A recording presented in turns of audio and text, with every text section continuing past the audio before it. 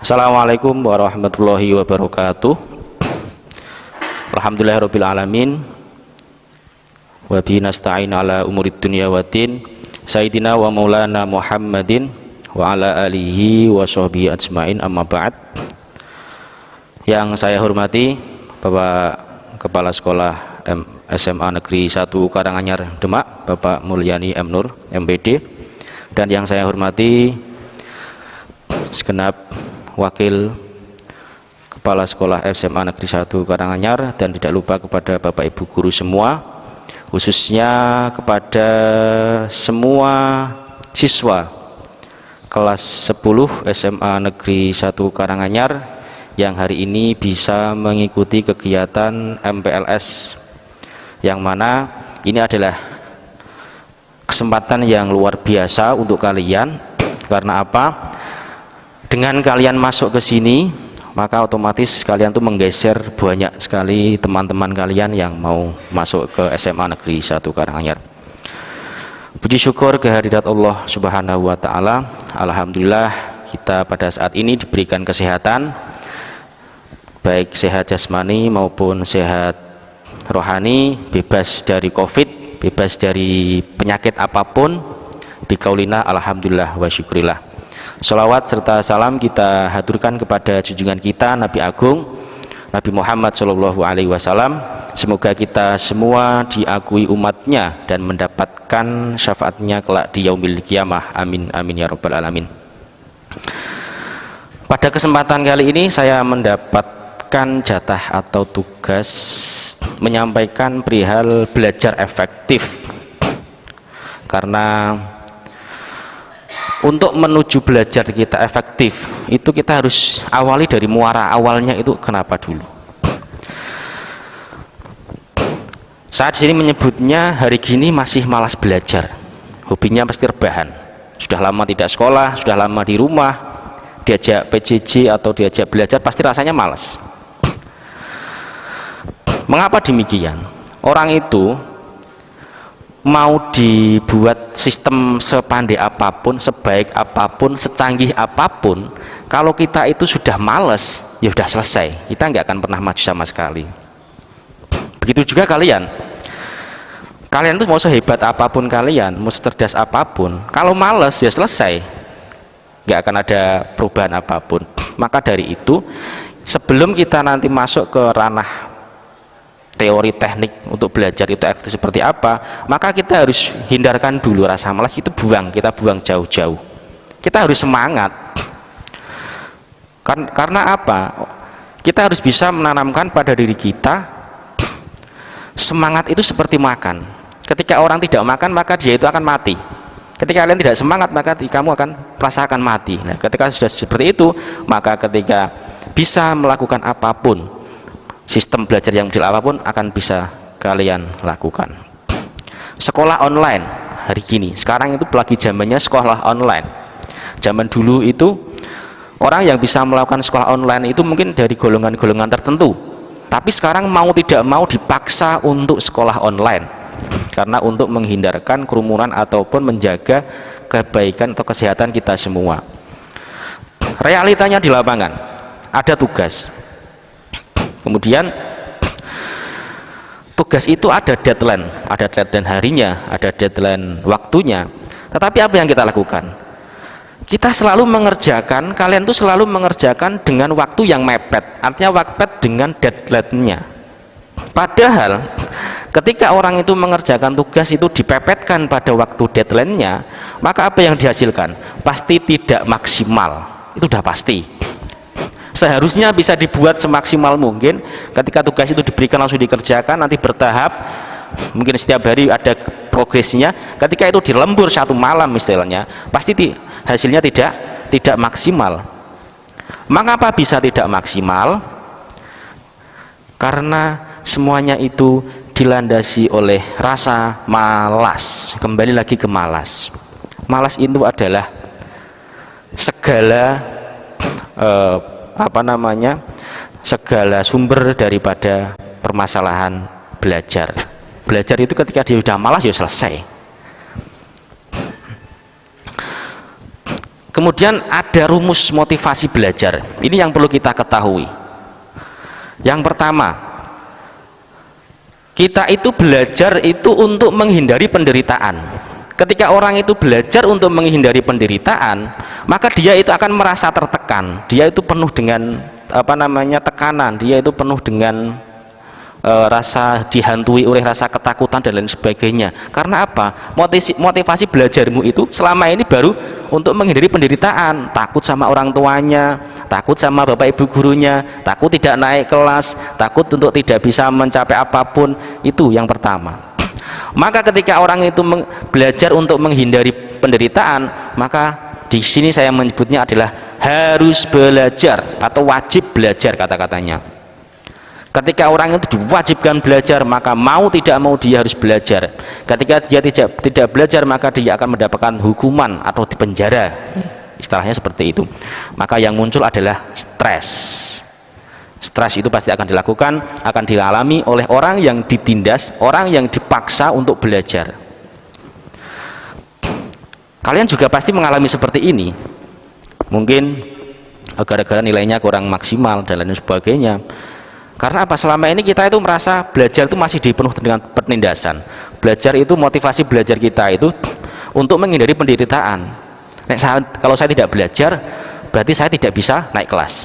Kalau saya tidak belajar, berarti saya tidak bisa minta uang sama orang tua misalkan, dan lain sebagainya. Itu adalah rumus motivasi belajar yang pertama. Yang kedua adalah belajar tapi untuk mendapatkan kebahagiaan. Maksudnya apa? Ketika orang itu belajar untuk mendapatkan sebuah kebahagiaan, maka dia itu akan belajar dengan sepenuh hati, belajar dengan penuh sukarela, belajar dengan penuh perasaan yang cinta. Orang itu ketika sudah dilandasi dengan rasa cinta, apapun akan dilakukan. Naik gunung itu kan berat, jauh. Karena suka, yo dilakukan. Karena apa? Karena dia memang belajar itu, motivasi belajarnya untuk mendapatkan sebuah kebahagiaan. Maka di sini saya menyebutnya mau belajar, happy fun.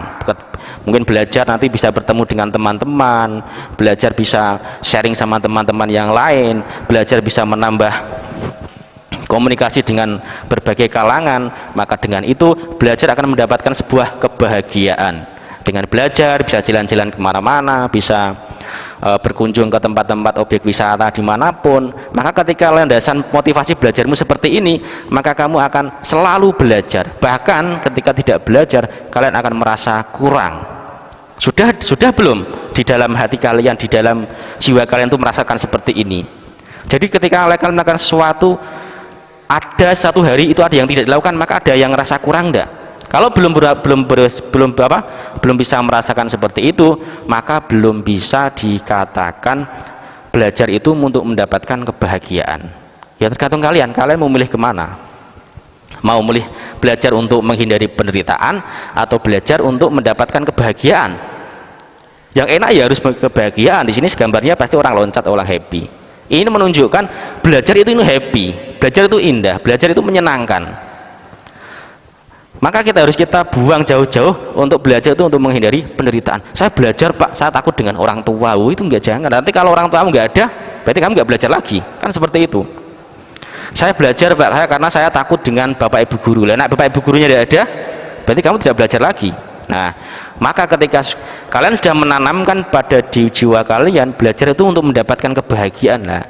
Seperti ini, tanpa ada tekanan, tanpa ada monitoring dari siapapun, tanpa ada pengawasan dari siapapun. Kalau kalian sudah memiliki rasa belajar untuk mendapatkan kebahagiaan, kalian pasti akan belajar tanpa ada paksaan apapun, dengan sepenuh hati, dengan rasa ingin tahu dan lain sebagainya, dengan perasaan yang menyenangkan.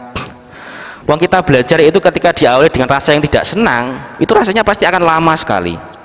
Tapi ketika belajar untuk merasakan sebuah kebahagiaan, mendapatkan kebahagiaan, pasti akan merasa cepat. Itu begitu. Itu adalah motivasi belajar kita. Terserah kalian mau milih yang mana. Yang jelas ketika kalian belajar untuk menghindari penderitaan, yaitu pasti penuh dengan paksaan, stres nanti efeknya. Tapi ketika kalian belajar sama-sama belajar, tapi endingnya nanti berbeda.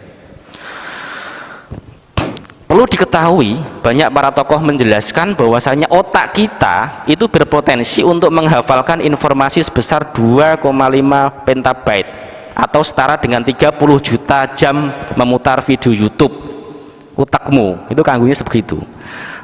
Tetapi apa yang kita gunakan itu baru berapa persen. Kadang-kadang orang itu berpikir, wah terlalu banyak pelajaran Pak, nanti saya stres. Itulah pemikiranmu, karena ini adalah otak, bukan ciptaan kalian, ini ciptaan Tuhan. Jadi sangat luar biasa.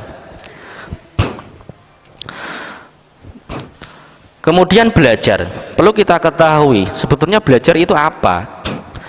Belajar adalah proses di mana tingkah laku ditimbulkan atau diubah melalui latihan atau pengalaman sendiri.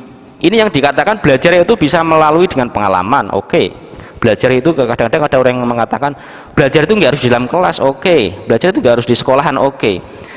Tetapi belajar juga harus terarah, karena ini masanya adalah kalian masa-masa SMA, masa-masa masih sekolah, maka harus belajar di dalam kelas atau belajar masih dalam lingkup ruang dan waktu.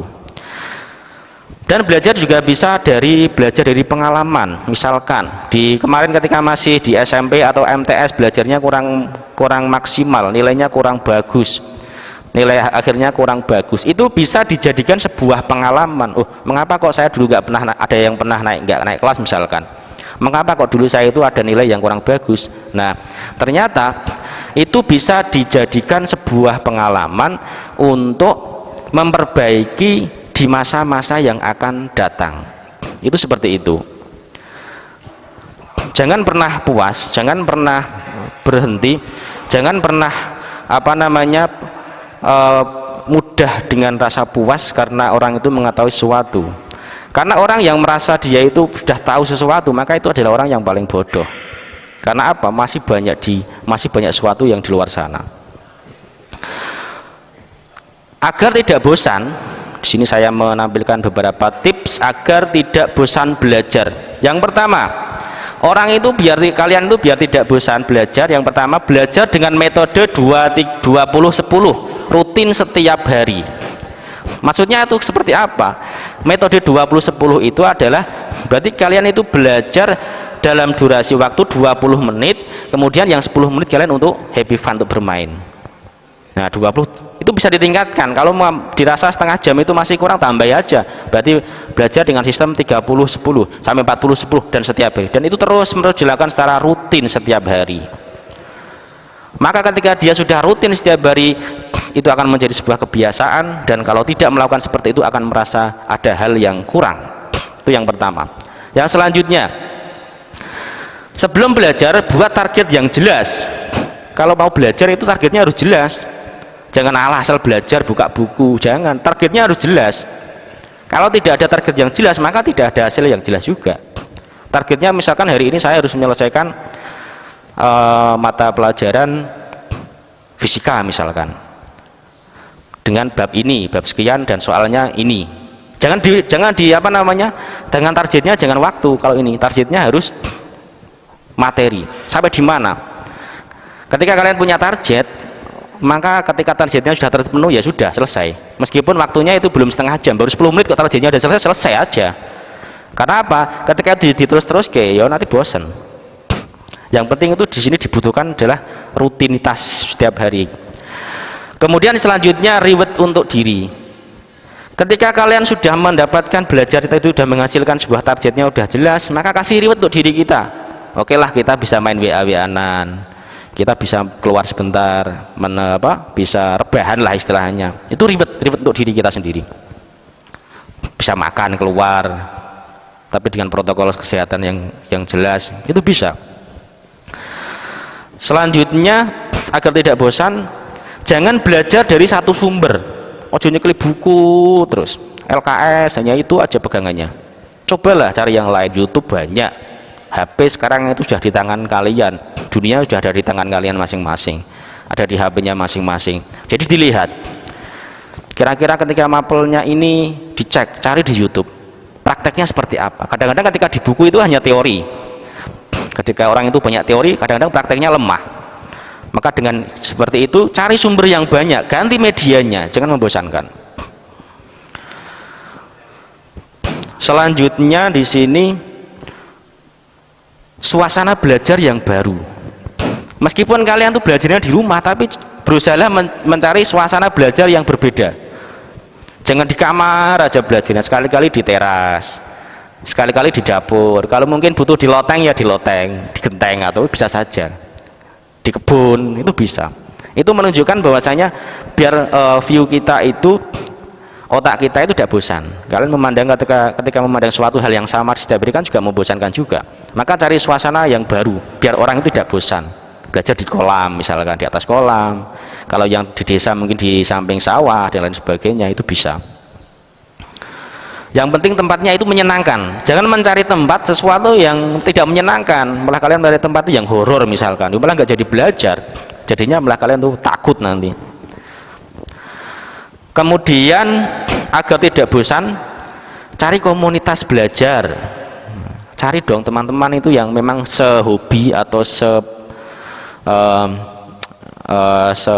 sepemikiran lah untuk belajar bareng-bareng. Dengan cara apa? Ya kalau memungkinkan bertemu kalau memungkinkan. Karena kalau tidak memungkinkan ya lewat daring. Sekarang pakai WA itu bisa video call dengan teman-teman, pakai Zoom meeting, pakai Google Meet, semuanya bisa, banyak fasilitas yang bisa digunakan untuk menunjang pembelajaran kali ini biar kalian itu tidak bosan. Yang terakhir, untuk agar tidak bosan belajar, maka tidak bisa lepas dari kata berdoa. Sebagai orang yang pemeluk agama yang baik, pemeluk agama yang taat beribadah, maka tidak bisa meninggalkan kekuatan doa. Itu adalah tips agar tidak bosan belajar. Dan ini bisa dilakukan kalian untuk pertama, sebelum kalian belajar, sebelum kalian untuk menekuni suatu hal, maka harus hilangkan dulu rasa malas. Biasanya rasa malas itu diawali dengan rasa bosan. Nah, bosan itu biasanya malas. Sama ketika kalian itu misalkan punya pasangan, kalau bosan ya malas. Tapi kalau kalian tidak bosan ya tetap semangat. Itu kan begitu. Pasangan yang sifatnya untuk meningkatkan semangat belajar, begitu. Kemudian yang selanjutnya, belajar efektif. Apa tuh belajar efektif? Dari dulu itu banyak orang yang mengatakan belajar efektif. Sebetulnya belajar efektif untuk orang itu berbeda-beda. Mungkin di satu sisi dengan cara ini efektif, di satu sisi dengan cara yang ini efektif. Karena setiap orang itu punya cara yang berbeda-beda. Di sini saya coba mendefinisikan bahwasanya belajar efektif itu cara belajar yang dilakukan dengan sungguh-sungguh dan rutin untuk meraih sesuatu yang membanggakan, yang dikaitkan dengan hasil pembelajaran di sekolah dan mencari materi-materi di luar sekolah seperti internet, koran, YouTube dan lain sebagainya, sehingga siswa dapat menjawab soal-soal dengan benar. Karena kalian masih sekolah, maka muaranya pasti nilai. Muaranya itu untuk menyelesaikan sebuah problem di sekolah, di kelas, itu namanya adalah soal. Itu adalah muaranya. Ketika orang itu problemnya untuk menyelesaikan soal-soal, maka yang dipelajari juga harus materi-materi dan buku-buku. Dan itu harus dilakukan secara sungguh-sungguh dan rutin. Rutinitas, al-istiqomatu khairun min alfi karomah. Jadi dalam Islam itu ada yang menjelaskan bahwasanya orang yang rutin itu lebih baik daripada 1000 karomah, 1000 kemuliaan. Itu begitu. Kalian belajar setiap hari 10 menit saja setiap hari, itu lebih baik daripada kalian belajar satu hari 24 jam tapi 1 bulan sekali. Itu lebih jelek. Lebih baik belajar 10 menit setiap hari, itu lebih baik. Maka dengan demikian, semakin kita sering belajar, semakin kita baik tentunya, semakin kita mudah untuk memecahkan sebuah masalah.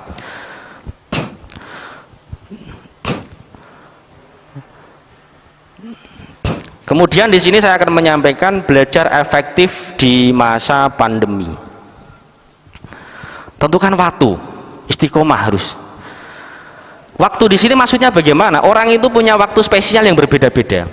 Saya itu punya pengalaman, punya teman ketika sekolah itu, ketika masuk kelas itu ya tiap harinya itu paling ngantuk tidur. Tapi setelah lulus selanjutnya dia itu belajar kuliah di Yaman, ada yang di Kairo. Teman saya satu bangku itu. Ternyata apa? Setelah diselidiki, ternyata dia itu Di saat teman-teman yang lain belajar, dia malah tidur. Tapi di saat teman-teman yang lain tidur, malah dia belajar di waktu malam hari. Nah, itu dilakukan terus-menerus setiap hari, setiap waktu, atau setiap hari, setiap malam dilakukan seperti itu. Maka hasilnya juga maksimal. Karena orang itu harus punya waktu tertentu. Yang selanjutnya, belajar mandiri. Di masa pandemi kalian dituntut untuk belajar mandiri, dituntut untuk belajar dengan penuh kesadaran. Tak usah manja, jangan manja di masa pandemi. Orang yang manja di masa pandemi harus menunggu instruksi dari guru, harus menunggu teguran dari orang tua. Dia tidak akan pernah belajar. Karena apa? Sekarang itu kan pegangannya sudah handphone semua. Kalau pegang handphone semua, itu bebas mau mengakses apapun. Tapi kalau tidak disadari dengan kesadaran belajar, maka sampai kapanpun tidak akan pernah belajar. Maka biar efektif, yang pertama waktunya tentukan. Yang kedua, kamu harus mandiri, tanamkan dalam dirimu itu mandiri. Saya harus belajar, nggak belajar saya nggak akan pernah bisa. Karena pada dasarnya belajar itu, kalau keilmuan itu menurut saya, sebetulnya setiap orang itu punya potensi memahami atau mendalami sebuah keilmuan. Mengapa Bapak Ibu guru itu lebih pintar daripada kita, daripada muridnya? Karena Bapak Ibu guru itu mendapat infonya lebih dulu. Coba ketika besok kalian sudah besar, pasti nanti ilmunya juga hampir sama. Karena apa? Bapak Ibu guru mendapatkan info lebih dulu dan kalian baru mempelajarinya. Maka jangan berkecil hati misalkan, wah nilai saya kurang baik, nilai saya kurang bagus. Jangan manja, kita harus semangat, harus kuat. Di masa pandemi itu keras, apalagi sekarang keluar rumah oleh, makan di luar tidak boleh, semakin stres. Maka kalian belajar juga seperti itu, harus semangat belajar, harus di dalam diri kita tanamkan, nek aku nggak belajar berarti saya sama saja tidak sekolah. Kalau saya tidak belajar berarti sama saja dengan teman saya yang lain yang tidak sekolah. Yang selanjutnya, membuat daftar checklist. Tujuannya untuk apa? Untuk mengingat tugas dan tema di cermin, dan ditempel di cermin kamarmu. Kamu buat checklist, misalkan dalam 1 minggu ini ada tugas beberapa, dari mapel A, mapel B, mapel C dan seterusnya. Itu tulis, mapel A tugasnya adalah ini, deadline-nya hari ini. Itu kamu tempel kamu tulis pakai tanganmu, pakai tulisan tangan atau diketik silahkan, kemudian ditempel di rumah, di kamar, ditempel. Jadi setiap saat ketika kamu ngaca itu kelihatan, oh ya saya punya tugas ini, oh ya saya punya tanggung jawab ini. Itu harus dibuat. Untuk apa? Supaya semakin untuk mempermudah mengingat materi yang telah disampaikan. Kalian tuh nggak bisa, Bapak Ibu guru itu nggak bisa memantau kalian 24 jam. Apalagi di masa pandemi tidak pernah ketemu sama sekali, bahkan kalian pun nggak kenal sama gurunya, hanya tahu namanya, tapi nggak tahu ini yang mana tuh Bapak Ibu guru. Begitu juga sebaliknya, Bapak Ibu guru juga nggak tahu sebenarnya ini kalian tuh yang mana, yang Dwi itu yang mana, yang Eko itu yang mana, itu nggak tahu. Karena apa? Tidak pernah interaksi secara langsung, hanya lewat daring atau lewat meeting. Jadi hanya sekilas-kilas, artinya belum bisa membekas di dalam hati. Kemudian setelah kalian membuat checklist sudah dibuat, kalian sudah punya semangat untuk belajar, sudah menentukan waktunya. Yang keempat adalah mendengarkan rekaman pelajaran. Nah, mendengarkan rekaman pelajaran atau buka aplikasi Teams, karena di SMA Negeri 1 Karunia menggunakan aplikasi Microsoft Teams. Maka sambil bersih-bersih, sambil santai di rumah, itu bisa sambil mendengarkan pelajaran-pelajaran yang disampaikan oleh Bapak Ibu guru. Itu rileks tapi malah menghasilkan. Seperti halnya kalian mendengarkan lagu. Ketika kalian mendengarkan lagu itu apa? Harus pedelengi, itu kan enggak toh. Kita sambil main. Buktinya ya hafal dewe tanpa harus menghafalkan. Ini sama. Ketika pelajaran itu kita buat, kuncinya tadi satu, malasnya dibuat dhisik. Kamu harus menghilangkan rasa malas. Mendengarkan gitu aja misalkan. Enggak usah dihafalkan. Ketika setiap hari kita mendengar pasti bisa, sambil santai-santai, sambil bermain sama adik-adiknya lah, sama keluarganya di rumah, sambil duduk-duduk atau sambil ngopi dan lain sebagainya. Itu bisa sambil mendengarkan pelajaran. Karena ini pas sekali, karena ini kan nggak boleh lagi PPKM, masa PPKM, jadi kalian tidak boleh keluar kemana-mana. Ya ini anggap saja sebagai hiburan lah, hiburan di masa pandemi. Dan yang selanjutnya, nonton YouTube sebelum tidur. Nah, YouTube ya, kalau dulu zaman saya itu mungkin YouTube belum begitu familiar, maka sebelum tidur ya baca buku. Bacalah buku sebelum tidur. Artinya apa? Itu untuk mengingat materi-materimu yang minggu yang lalu, yang berkaitan dengan pelajaran kalian. Di sini YouTube. Jangan nonton YouTube lah, nonton film. Nonton film atau nonton apa namanya? Drama-drama yang lain. Jangan. Bolehlah kita menonton itu menggunakan YouTube sebagai, tapi juga kita harus memprioritaskan tentang pelajaran kita. Nonton YouTube untuk mencari sumber belajar, untuk mencari praktek, misalkan dalam materi agama misalkan ya. Karena di sini saya kebetulan mengampu agama. Kalau di dalam buku itu kan hanya teoritis. Ini loh perawatan jenazah misalkan, untuk perawatan jenazah itu yang pertama harus seperti ini, harus dimandikan dan seterusnya. Kalau tidak pernah melihat aksinya, kan kalian nggak tahu. Artinya ya dimandikan, mandi ke piye? Kalau kalian juga setiap hari mandi, apakah sama mandi kalian dengan memandikan jenazah? Lah itu kan begitu. Maka dengan ini kalian bisa memperkaya materinya dengan actionnya itu melalui dengan video YouTube. YouTube itu sekarang menarik sekali. Orang itu bisa terkenal, orang itu bisa menghasilkan apapun sekarang itu bisa melalui YouTube. YouTube-nya terkenal, yo akhirnya royalti yang masuk besar juga. Itu begitu. Kemudian yang selanjutnya, kerja kelompok. Saya yakin sekarang itu banyak sekali yang memang menggunakan memaksimalkan kerja kelompok. Kerja kelompok itu kadang-kadang ada yang gandul tok. Seperti jenengku template ke. Nah, itu ada. Kemudian ada juga yang manfaatkan kerja kelompok itu sebagai PDKT. Wah, nyedak-nyedak kono. Enggak masalah, awalnya seperti itu. Tapi kalau memang nanti endingnya bisa menjadikan potensi atau kualitas belajarmu semakin bagus, mengapa tidak? Kita lakukan saja kerja kelompok. Vikol, zaman ini kan Vikol itu jangan hanya dengan pacarnya saja. Vikol itu dengan teman-temannya untuk belajar. Manfaatkanlah, gunakanlah handphonemu itu sebagai produktivitas pahala juga.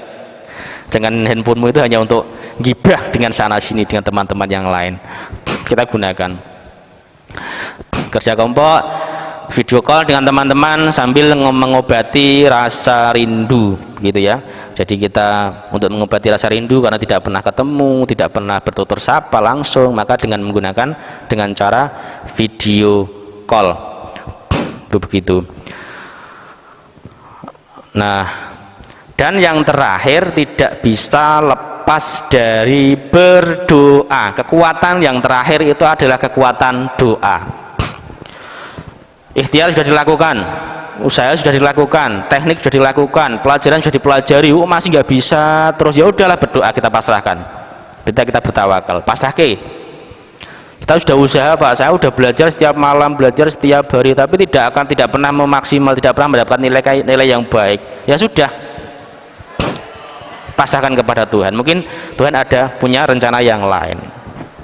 Karena apa? Tidak selamanya orang yang memang tidak begitu diberikan kemampuan akal, yang tidak begitu cerdas, tetapi belum tentu nasibnya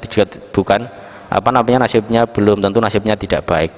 Jadi tetap harus belajar, tetap harus melakukan kegiatan yang positif, dan belajarlah karena untuk mencapai sebuah kebahagiaan. Maka ketika kalian belajar untuk mencapai sebuah kebahagiaan, maka kalian pasti akan semangat tanpa tindasan, tanpa tekanan. Itulah belajar yang menyenangkan, yang perlu kita lakukan, perlu kita tumbuhkan pada diri kita masing-masing. Nah, ini yang paling terakhir. Jadi setelah saya sampaikan semuanya dari awal, dari problem masalahnya, dari karena malas, kemudian kita siasati bagaimana cara menasihati biar orang tidak malas, kemudian kita pelajari efektivitasnya, cara belajar yang efektif seperti apa, sudah saya sampaikan. Sekarang langkah yang terakhir adalah selamat mencoba. Apalah artinya kalian itu mendengarkan tulis tapi tidak kalian praktekkan, maka itu tidak akan ada manfaatnya. Sama halnya ketika orang itu berobat, kamu pergi berobat ke tempatnya dokter, di tempatnya dokter dikasih obat, dibawa pulang, tapi obat itu nggak pernah kalian minum, apakah kalian akan sembuh? Tidak. Stres apa iya? Malah iya. Itu begitu. Jadi sama ketika kita belajar, selama ini kita belajar terus tapi tidak pernah kita praktekkan, tidak pernah kita terapkan dalam kehidupan sehari-hari, maka sama halnya orang yang belajar, orang yang berobat tapi tidak pernah minum obatnya. Begitu. Dari saya mungkin perlu ada tanya jawab ya ini. Boleh kalau mau tanya jawab silahkan lambaikan tangan, oke lah, atau lewat apa ini, lewat chat bisa kalau mau bertanya perihal tentang belajar efektif atau untuk menumbuhkan semangat kita dalam belajar. Silahkan kalau memang ada.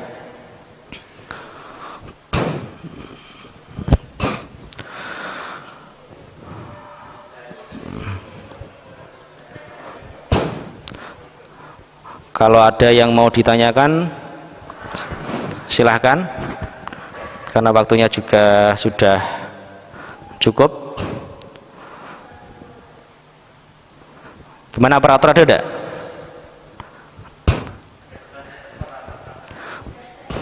Bisa dicek. Tidak ada ya? Oke, saya anggap tidak ada yang tanya karena saya tunggu tidak ada yang chat sama sekali.